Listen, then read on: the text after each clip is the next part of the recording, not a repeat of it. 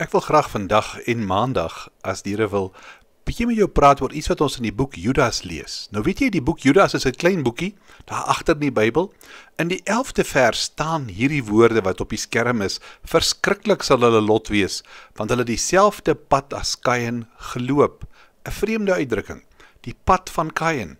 Die Bybel sê daar is net twee paaie, die smal en die breë pad.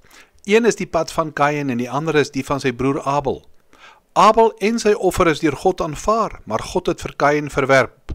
Hierdie twee broers was die eerste kinders in die geskiedenis van die mensdom. Hulle was ook die eerste boere. Hulle het die eerste godsdienstige offers gebring. Hulle het die eerste rusie gehad. Die eerste moord is deur Kain gepleeg. God het vir Adam en Eva beloof dat hy eendag 'n verlosser sou stuur, wat hulle plaasvervanger sou wees.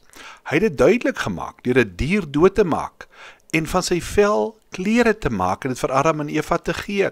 Daarmee het hy gewys dat die enigste manier om na hom toe te kom is as daar bloed vloei.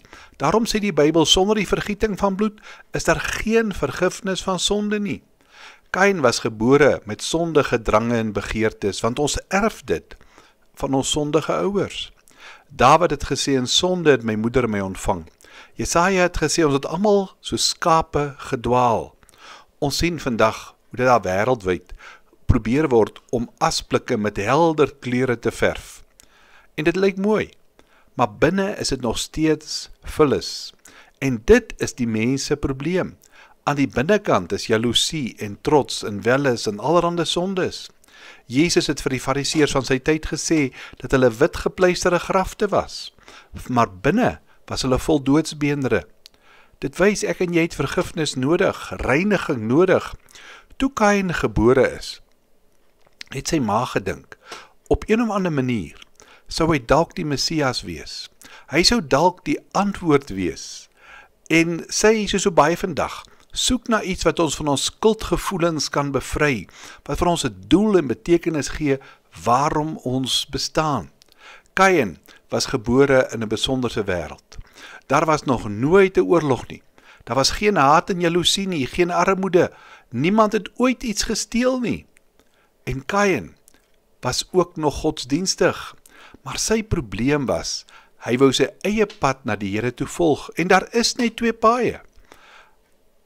Abel en Kain het albei gekom om te aanbid. Maar Abel het dit met 'n bloedoffer gebring, terwyl Kain met die beste vrugte wat hy gehad het. Die Bybel sê, dis beter om gehoorsaam te wees, as om te offer.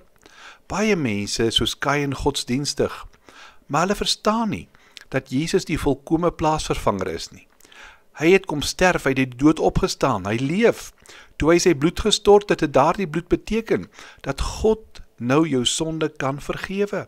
Dit beteken dat God jou kan verander en jou naam in die boek van die lewe kan skryf. Ons het almal God se wette oortree. Hy kan nie net sê, kom ons vergeet dit nie. Iemand moet die straf betaal. Maar die goeie nuus is, dit het gebeur. Dis die evangelie, dis die pad van Abel. Die pad van Kain is om vir God te sê, ek wil gered word, maar ek gaan dit op my eie manier probeer doen. Ek en jy weet, daar is net een pad na die hemel. Daar is net een deur. Dis die pad van die kruis. Kain het nie deur geloof gekom nie. Hy wou sy eie goedheid en met sy eie idees kom, en die Here het gesê, ek aanvaar nie jou offer nie. Daarom is die vraag vanmôre, op watter pad is jy? Verstaan jy die pad van die kruis? Kom ons bid saam.